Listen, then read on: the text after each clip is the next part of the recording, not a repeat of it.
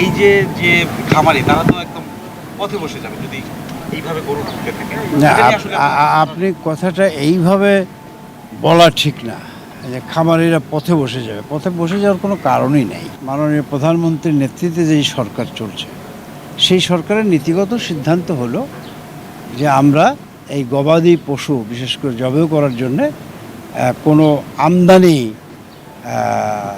করবার কোনো পরিকল্পনা নাই। এখন চোরাই পথে এই দেশে তো শুধু গরুই না, এই দেশে অনেক কিছুই চোরাই পথে আসে এবং সেই জায়গা চোখের আড়ালে ফাঁকি দিয়ে হয়তো গরুও আসতে পারে।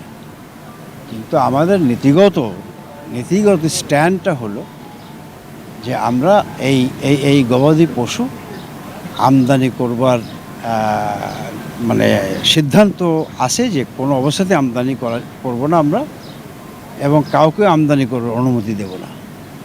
তো সুতরাং এইখানে আপনার যেই কথাটি বললেন এবং আমার উত্তরেও তো একইভাবে বললাম যে এই চোরাই পথে এবং আমার সীমান্তরক্ষীদের চোখের আড়ালে হয়তো কিছু আসতে পারে, বা তারপরেও আমরা আমাদের স্বরাষ্ট্র মন্ত্রণালয়কে অবহিত করেছি, তারা পদক্ষেপ গ্রহণ করবে যারা সীমান্তরক্ষী আছে তারা যেন আরও বেশি তৎপর হয় যাতে করে অবৈধ পথে এই গবাদি পশু কেউ না আনতে পারে।